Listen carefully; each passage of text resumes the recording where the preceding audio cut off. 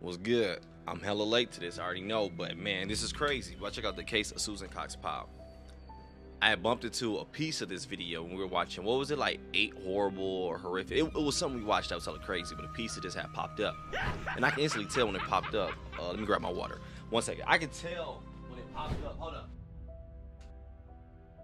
I could tell that when it popped up, it was one of those cases where it was gonna be like, yeah, everybody gotta get their 2 cents in, and it's gonna get your brain going. But it was like, oh, no, no, happened, this happened, or no, that happened, and like everything sometimes just sounds good when you hear different people's angles. Like, oh, that could have happened.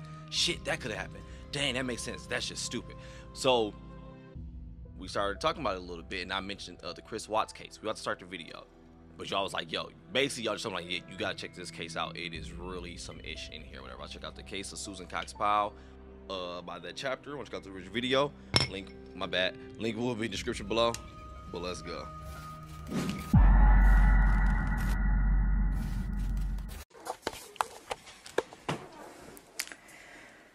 This is me, July 29th, 2008. It is 12:33 Mountain Time. Let me turn the captions on real quick before we even get started. 1 second.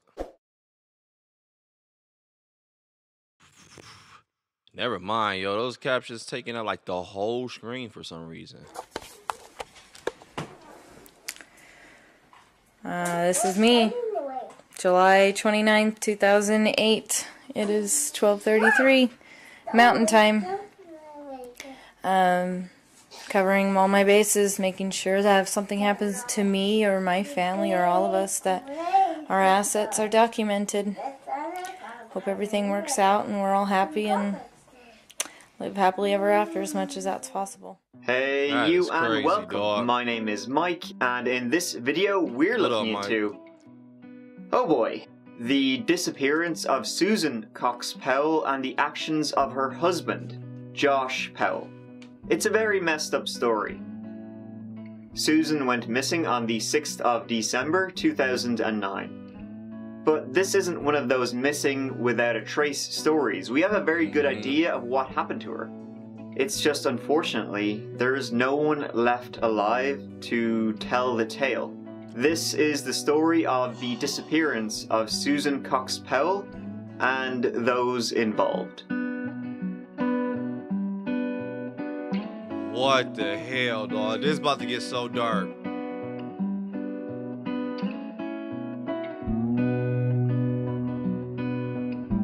Shit feel like a movie coming on. Let's start this story with Josh Powell, Susan's husband. He was born in 1976 and, like Susan, was brought up in the Church of Latter-day Saints. His parents divorced in the early 90s, largely as Josh's father Stephen, who will have a big part to play in this story and is just a giant piece of shit, grew disillusioned with the church.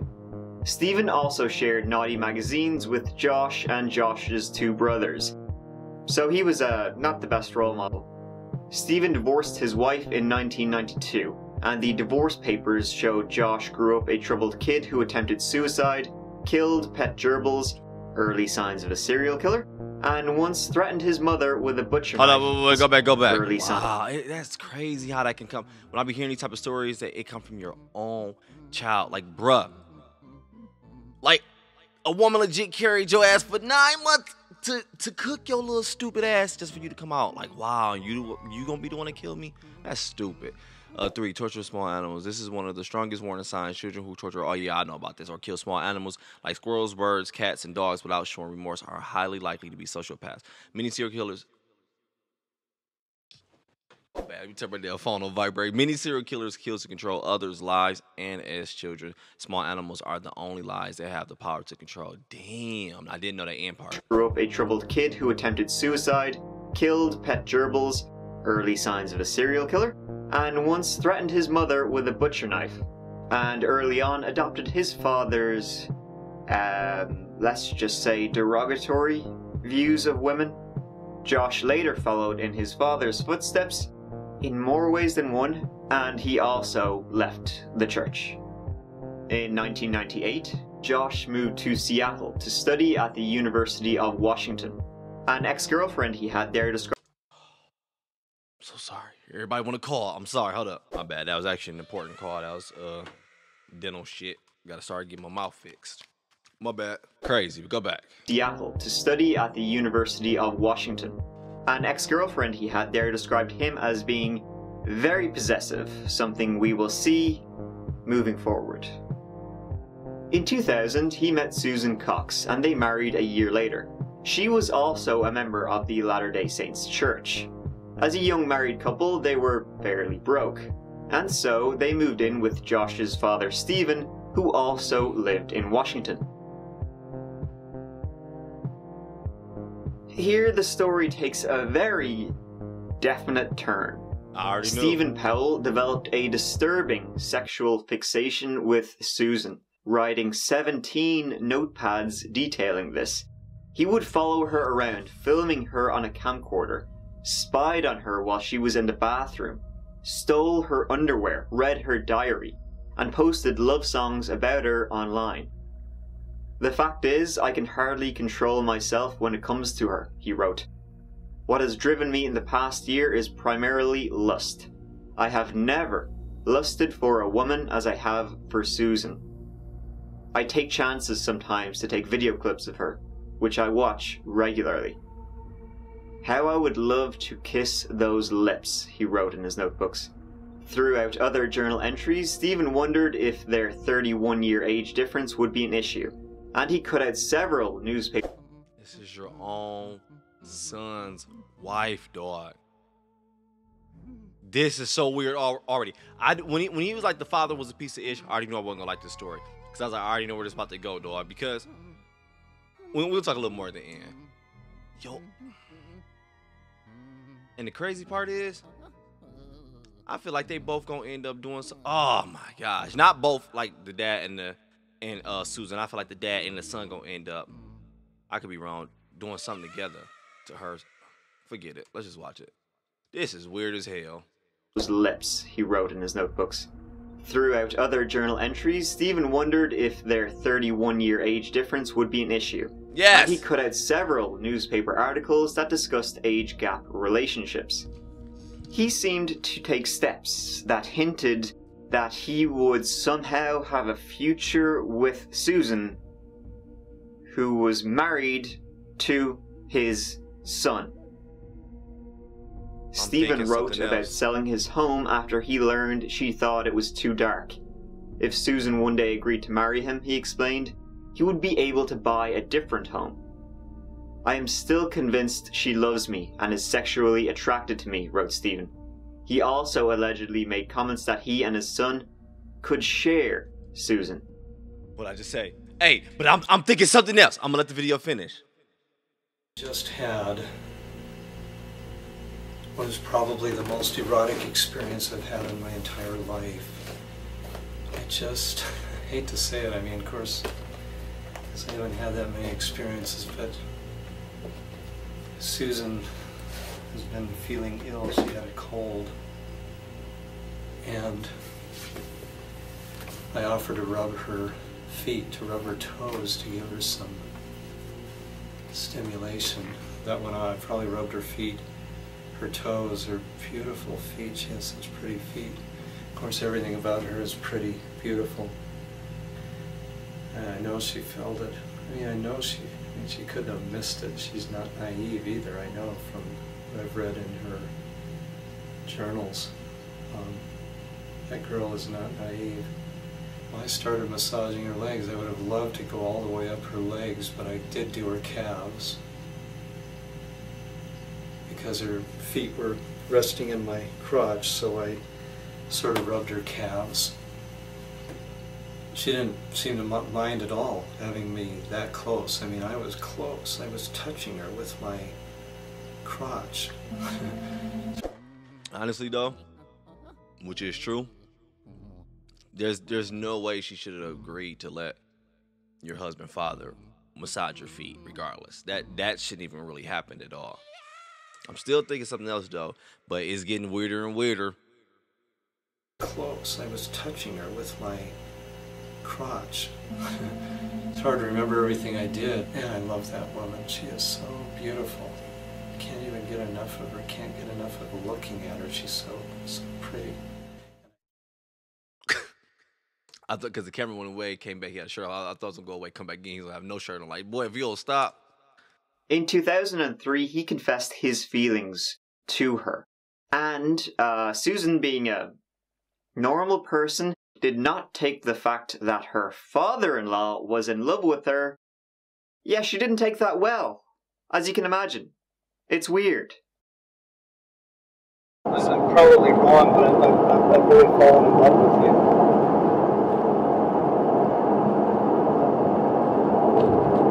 And, I don't know. I mean, for the last year and a half, you're about the only thing we can think. I don't know. I mean, Was it a next tail? I've really fallen in love with you.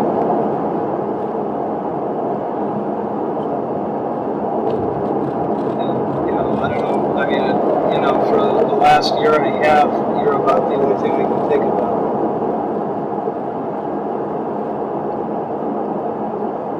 And I don't know where it began. It probably began when you were living with me, and you come into my office, and, let me feel your legs smooth, relaxed, whatever, and then it just went from one thing to another. And, that experience on the couch, on your couch in Yakima 6 months ago was just, I know that, it was a massage, right? But just being with you for 2 hours and holding you, and maybe I'm getting the wrong signals from you. Maybe I'm interpreting something that I shouldn't be interpreting. It just, for example, when we were sitting on the couch, it just felt like you were very, I was extremely aroused, and I think you were somewhat aroused, at least I thought. I don't know where you're going with this. And Susan, I'll tell you what I'm married to your son, and I should just be the daughter-in-law. I know. Which puts me a step beneath your own children. So, because at first I thought it was like a voicemail or a message he was sending her away, but I see. So this is just, it was recorded while the two of them were together. That's how he's confessing it. I know. Which puts me a step beneath your own children.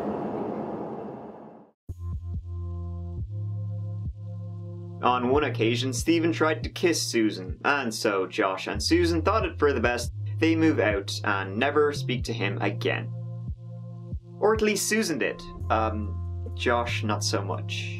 And after they left, Stephen sent Susan a package featuring photographs of naked men. They moved to West Valley City, a suburb of Salt Lake City. Susan and Josh went on to have 2 sons, Charles, born in 2005, and Braden, born in 2007. Now, Susan and Josh's marriage was not by any means perfect. There was tension, for example, due to the fact that Josh refused to attend church with his wife and 2 children. Also, money tended to burn a hole in his pocket, mad for the spending so he was. He filed for bankruptcy, claiming more than $200,000 in debt. He was also being extremely controlling towards Susan. Here's a video she took telling the story in her own words. Today is Tuesday, July 29th, 2008, and we are in the 6254 West Sur Circle house. This is me. Hi. We are in the 6254 West Sur Circle house. This is me. Hi. Sorry. And it is, can you see that? 11:44 a.m. And I am documenting all our assets just in case of any emergencies, fire, flood, damage, disputes. And we have 2 Samsung monitors. And this is Josh's computer, and there's some type of backup device and speakers. About a month before, she wrote a secret will. Susan did not trust her husband, and he threatened to destroy her. Hey, that is the scariest part that's getting me about the story. The fact that she's legit living in fear with her kids, with her dog. Like, that is hella scary. Man, I never in my life want to feel like that at my own home with the person that's supposed to love me. What the fuck? But you know what I'm really thinking, though? I'm gonna let the story finish, but you know I'm about to assume. What it's sounding like so far is Pops got rid of the ops, which left the one he needed. Now that's what I'm thinking so far, dog. Just to break it down, I feel like the dad off the son and the kids, cause she's still, her body is still missing, right? I remember that part from the compilation video we watched.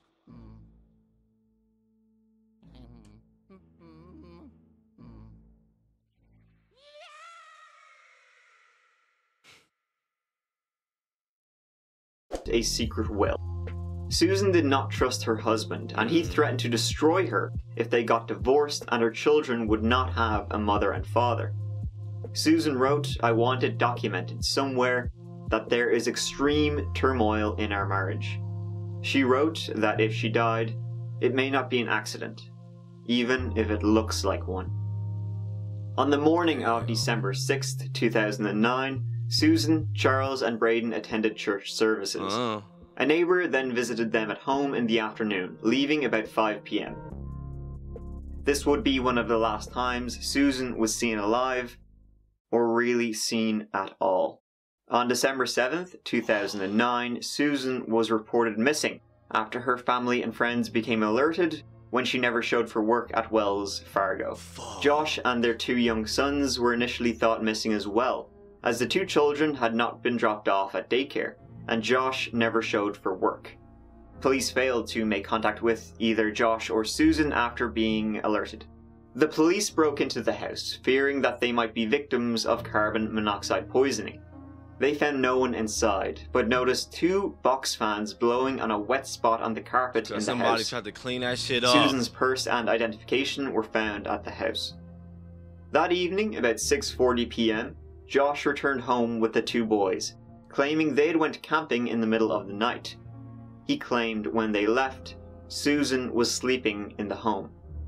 When the police visited the supposed campsite, they found no evidence that they had been there.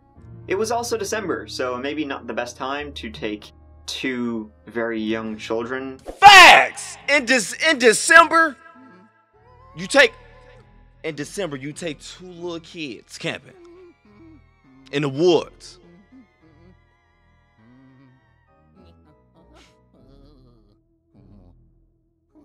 And wife didn't go. Usually when you go camping, that's usually like a family type of thing. I don't know. But nah, she ain't go for some reason. Huh. Okay. December, so maybe not the best time to take 2 very young children camping. The police also found it odd that he would take the kids camping when he'd work the next morning. Exactly. As he had not told his boss he wouldn't be in. But he said that was because he thought it was Sunday, not Monday.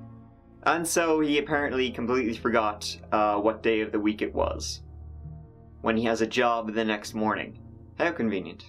On the way home from the camping trip, Josh said that he called It was funny because I don't know who bro is right now watching, but it was like right when he said that part, it was like his face like a smirk, it was a jump cut. Boy, I know he edited out some bullshit. He said, he probably like, boy, this nigga lying like a motherfucker. Let me edit that out. What's his face, bro? Look. He like, yeah, bullshit. What day of the week it was, Look, when he has a job the next morning. How convenient. On the way home from the camping trip, Josh said that he called Susan's phone, but he got voicemail, and so he left a message saying they were on their way home. The police later found Susan's phone in Josh's car. That's for a little, would you call it an alibi? Whatever it's called. Stop looking at me, dog. I don't know what it's called. You know what I'm talking about, though. Like, basically send like a little paper trail, try to make something like, oh, I was here when it happened. Oh, yeah, I did that. I called. Boy, shut that shit up. Saying they were on their way home. The police later found Susan's phone in Josh's car, so...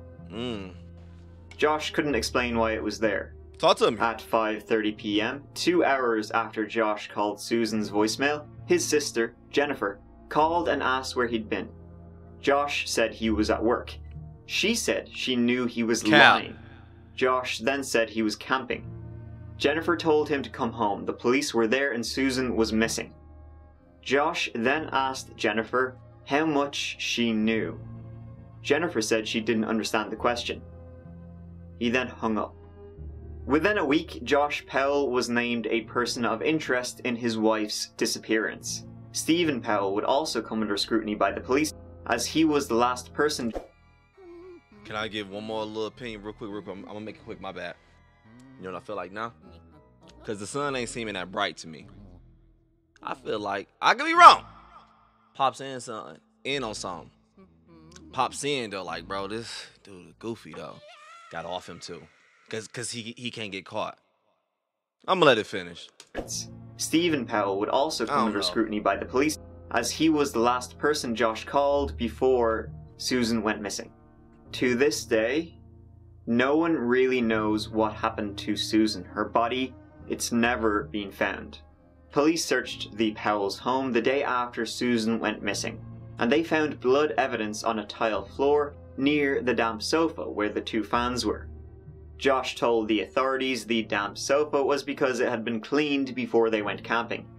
DNA results released in 2013 matched one blood sample with Susan, while another sample was determined to have come from an unknown male contributor. The couple's older son, Charles, was interviewed on December 8th, 2009, and he told investigators his mommy went camping with them. Although she did not come back home with them, he did not know why. So your mom stayed at the park. Yeah. Where did she stay at the park? Do you know where? She stayed at the National Park. Do you know where at the park? No? No. My mom stayed where a crystal are. Weeks after her disappearance, a teacher reported that Charles had claimed that his mother was dead. In daycare several months after the disappearance, Braden drew a picture of a van with 3 people in it and told carers that mommy was in the trunk. I just spoke with some of our other detectives, and you're going to have to wait here with us. You're not going to go anywhere. One of our detectives just interviewed your children, and your children are telling our detectives that Mom went with you guys last night, and that she didn't come back. She did not go with us. Okay, well, with that, just getting that information, you're not going to go anywhere. I'm not going to let you leave. I'm going to detain you. You sit right here. If you want a lawyer and you want to talk, or you want to change your mind, Tell that boy. and talk, or take a seat. Basically what he's saying is, nigga, regardless, you ain't going nowhere. I get you a lawyer. Peep though. When I get to the end, my answer's probably gonna change. But look, this how I be watching these. This how I get you. He was hella in debt. Pops probably. I keep throwing Pops in there. I don't care. I ain't trusting, bro. He probably bought her from the son. Stop playing with me. He already hella obsessed. Son like bet. He go out of town, do what he do. We'll make sure the thing go work his way. But shit started unfolding. Ooh, F it. Everybody go. I don't know. This is weird. Sit right here. If you want a lawyer and you want to talk, or you want to change your mind and talk, or take a CBSA test, then we can do those things. But Hold up, nigga. Get your hand out your pockets. Now with that in mind, they know that. Stop playing. Hold up, boy. I don't trust nobody. If I'm a cop, boy, hold up. Boy, what you reaching for, boy?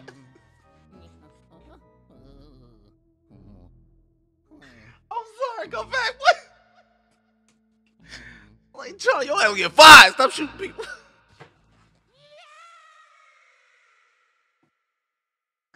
Stop playing with me, dog. All right, real. Stop playing. Stop playing. Come on, for real. Be for real. then we can do those things. But For sure.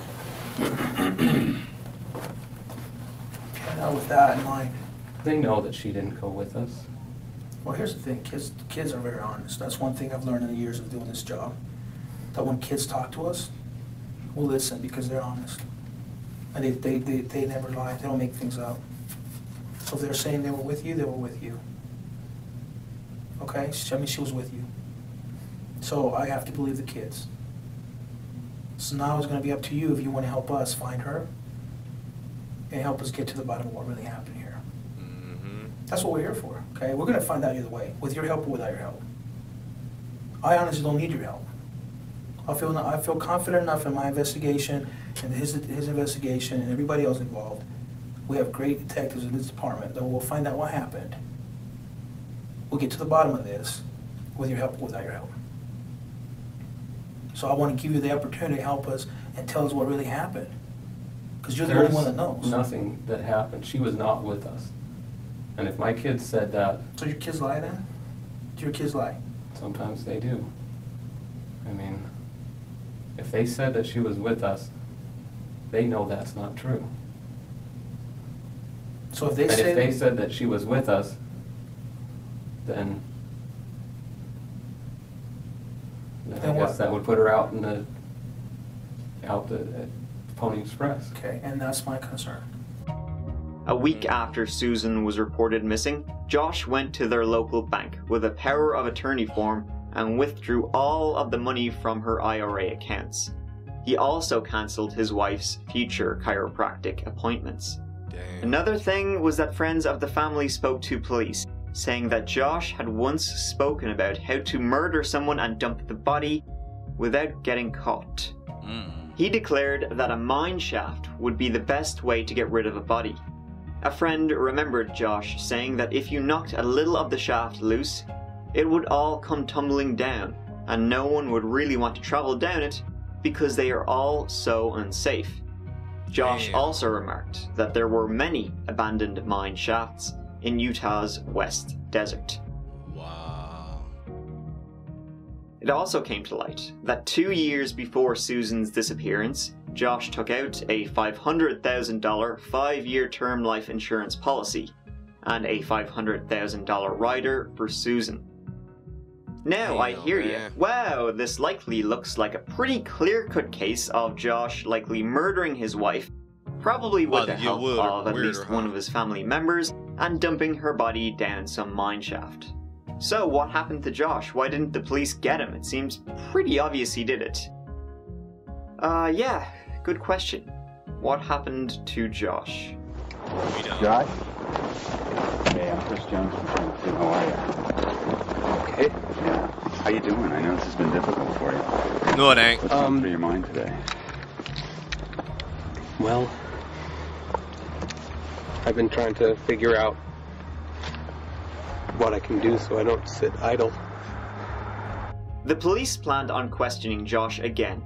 However, on December 19th, 2009, a week after his wife disappeared, he retained the power of attorney and became increasingly uncooperative with the police.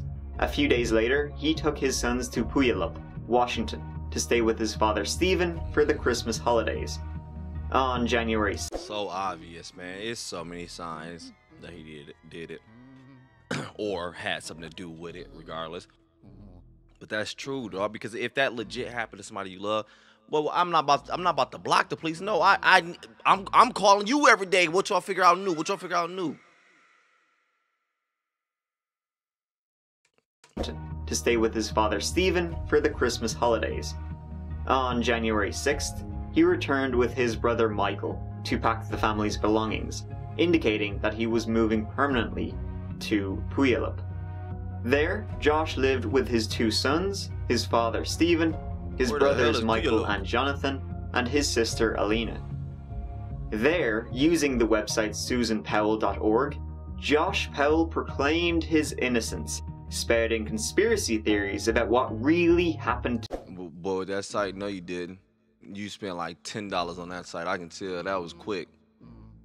I was doing better website design in 2009 than that.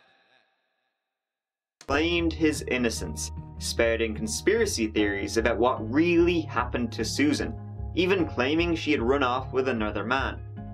This was all posted anonymously. He also wrote that the allegations against him and his family were due to them speaking out against the Church of Latter-day Saints. Stephen also backed up his son's theory that Susan had run off with another man, saying it was probably Stephen Kocher, who disappeared in the same area around the same time. Ooh. The disappearance of Stephen Kocher is another case we've looked at on this channel, and other than being in the same area around the same time as Susan Powell, it's got nothing to do with it. Now, Josh and his father disagreed. They hypothesized that because they were around the same age, practiced the same religion, and were— Because when you guilty, bro, you be trying so hard to make everybody else look guilty to take it off you. When you innocent, you legit don't be giving you don't be caring, dog. Look, I'll stop cussing. Told you that. Boy, if you innocent, like, no, I don't care. You do what you want. You check me, boom, boom, because you know you ain't got nothing to hide. When you do, bro, I remember when I was young, boy. Hey, Skeet, love you. Shout out to my cousin. You might see this.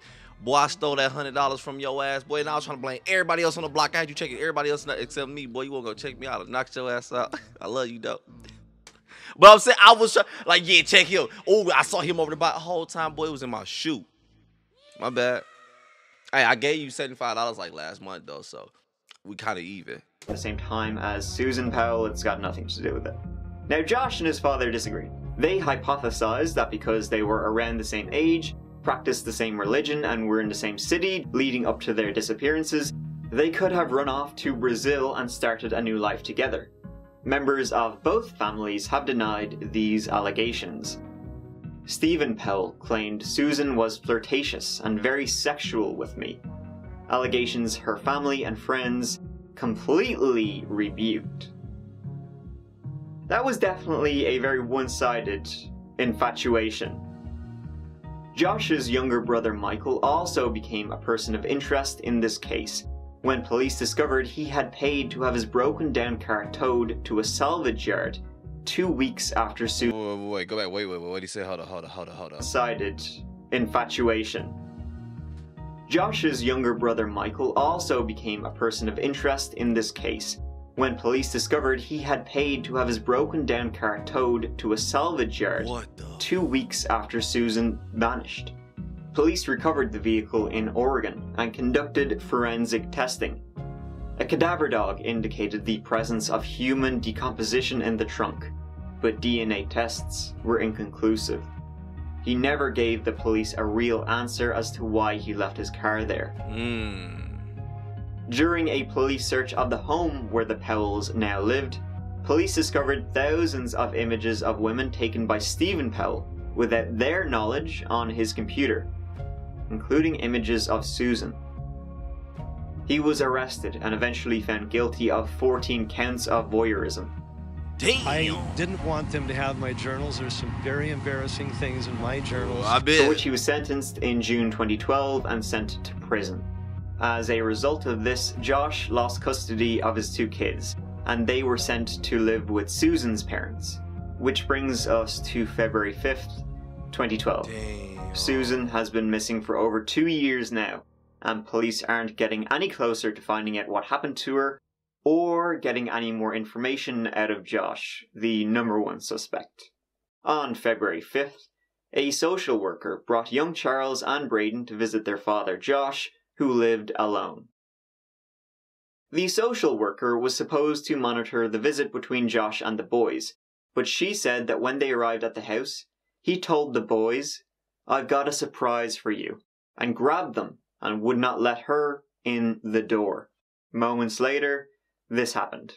Hey, I'm on a supervised visitation for a court-ordered visit, and something really weird has happened. The kids went into the house, and the parent, the biological parent, whose name is Josh Powell, will not let me in the door.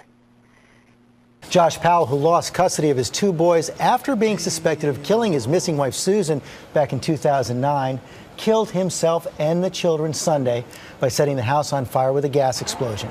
The fire and apparent explosion was so powerful it shook neighbors' homes and sent bits of insulation from the house raining down on the neighborhood. Minutes after he took the children inside and wouldn't let the social worker in, the house exploded. Oh, that man, I know that broke After her a heart, relatively dog. brief investigation, Like, damn, I'm bringing the body so he can see they pops and shit, so he can see his kids. Boom, instantly, just everything just go left. exploded. After a relatively brief investigation, officials confirmed that the explosion had been deliberately planned. The official cause of death for Josh and the 2 boys was determined to be carbon monoxide poisoning, though the coroner also noted that both children had significant chopping injuries on the head and on the neck. A hatchet was recovered near Josh's body, and investigators believe that he attacked the boys with it before being overwhelmed by smoke and fumes. The fire investigation also found 2 5-gallon cans of gasoline on the property, as well as evidence that gasoline had been spread throughout the house. Friends and relatives of Josh told authorities that he had contacted them by email minutes before the incident to say goodbye. Records also showed that he had withdrawn $7,000 from his bank account and had donated his children's toys and books to local charities the day before the incident. On February 11, 2013, roughly 1 year after the death. There's so many people involved now, I really don't know what to think anymore. Damn, man. And low-key what I'm feeling at the moment, I'm gonna jump on the kid's father side just for a tiny bit here, even though I'm still leaning guilty. But what if something was really happening that he probably got himself involved in, what I still think with his pops, which led to more people getting involved, which could be the church they were tied to, whatever, things like that, how you mentioned. And shit, he just saw us just like going sour, like this plan was not supposed to go this way, I messed up. I'm about to just end it for me and my kids, just get up out of here.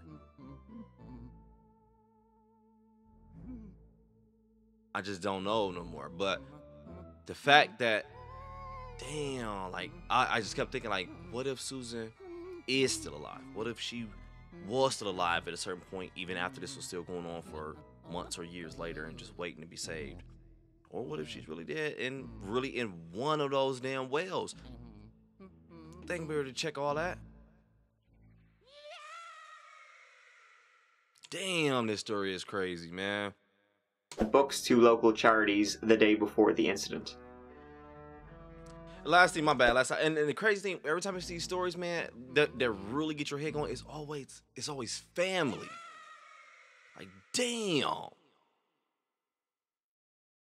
On February 11th, 2013, roughly 1 year after the death of his brother and young nephews, Michael Powell died by committing suicide after jumping off the roof of a 7-story... Some shit went sour somewhere. People like, hell no, if we get caught, this shit bad. Michael Powell died by committing suicide after jumping off the roof... Last time, I'm sorry, this thing anyway. If I did some dirt to the point where it made me want to commit suicide, well, I'm telling everything at that point. I don't care. Like, I'm gone anyway. I'm like, hell no, let me tell you what happened. Look, this nigga, he came, he was like, bro, you $5, you do this. Boy, I ended up doing that and this all went sour. I'm gone anyway. Tell everybody, man. Damn. Nephews, Michael Powell died by committing suicide after jumping off the roof of a 7-story building in downtown Minneapolis. In July 2017, Stephen Powell was released from prison with time off for good behavior. He died from a heart attack in July 2018 at the age of 68.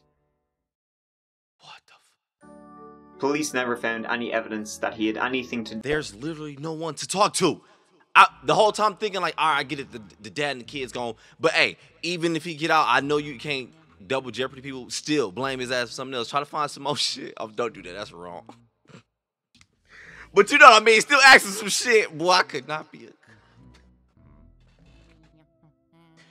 Oh my God! But I'm aware of who I am. That's why I would never be a cop. I'm aware of who I am. I know, look, I don't care. I judge people, I stereotype people. I told you all the time, I don't care. I do. I don't treat you any different, but I think some shit like, ooh. But I still go by you normal, do what I do. But at the same time, it's just certain shit. I get it, bro. Dude, I remember being young, legit, real talk. This is just reality for me. I'm just taking it into my life. You ain't gotta agree with it or disagree with it. I don't care. Just reality. But it made sense. I remember when I first moved to Arizona. You know, so I'm coming out like living from the hood, like Flint. I lived in Houston for a little bit before, but I lived in Flint. Boom, boom. Overall, I go to Arizona, whatever, and I go to college, and I started being around friends who they take care of themselves. They dress nice. People like being around them. Women like being around them. People invite them to parties and do things. But I'm still in this mentality of, this hood mentality of wearing these big ass clothes and trying to be hard and keep my gun on me everywhere I go, and just big ass hoodies and do-rag, everything basically just out here looking like I'm about to rob you, no cap. But I started noticing, like, man, people don't invite me to these parties. Like, man, I don't get to hang out with people. People don't really seem like they're comfortable around me. So I had my grill in my mouth and everything, and my shit was legit real. I got my shit legit from Paul Walden's shop. He wasn't at the shop though. But still, off topic. Video over at this point anyway. That's why I'm just explaining this stuff. Story time shit. But I started noticing, I was like, man, for one, this shit is uncomfortable anyway. But I was like, and I'm tired of being like judged and stereotyped before people even know me. Like, if you get to know me, I legit kid you not, bro, I'm cool as shit. So I just had to change up the way I carried myself. And I started noticing, like, bruh, it got to the point where it was like, not to brag, like, I just became the party. Like, where I'm at places, is like, Charlie is the party. Like, people fuck with Charlie, cracking up at Charlie. It was just good vibes. And I was like, legit. It's because people was judging me and stereotyping. Now, you can sit and act like you don't do it because it's the right thing to say. I get it. I know it. But I'm going to just keep it 100 with you all the time. Boy, I hella do. Stop playing with me. I don't care. But hey, I'm just here living this stupid-ass life just like you. Shit. I don't...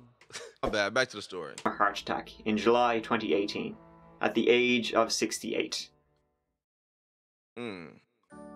Police never found any evidence that he had anything to do with his daughter-in-law's disappearance.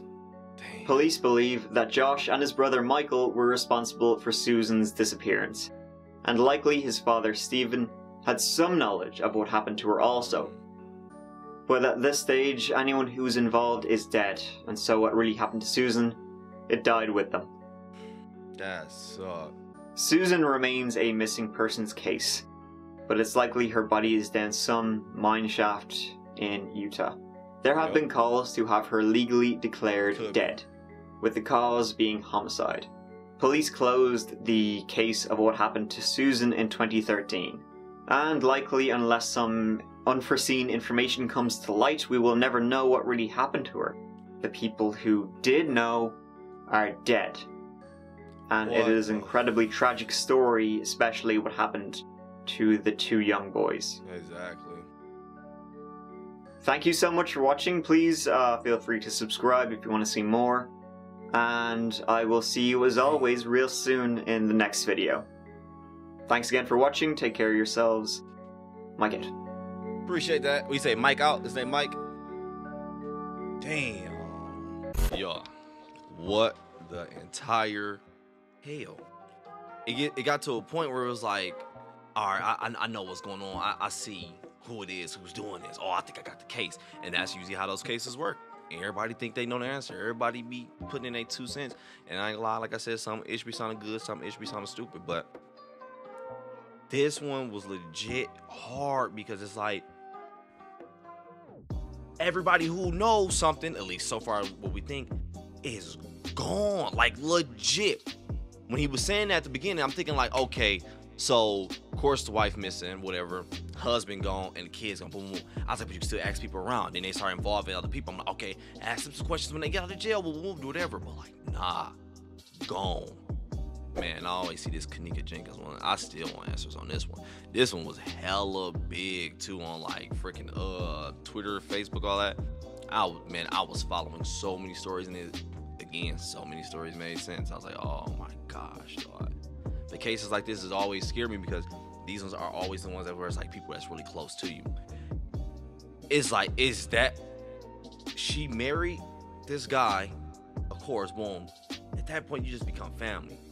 Me, his family, become family with that family. And it's like, damn, all y'all are against me though? Boy, I bet these car warranty people calling me again. I don't know. Spam, I'm telling you, dog. I can't get them to, oh, it hung up. I can't get them to freaking stop. I'm telling you, man, you gotta be careful.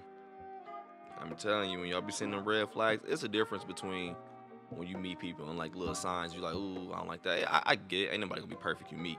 But red flags, you know those. Like, he was controlling, like you said. I mean, the fact that him and his father were sharing porn, that's weird, dog. You know what's crazy? I really be thinking about stuff like that. I'm gonna wrap up the video real quick here.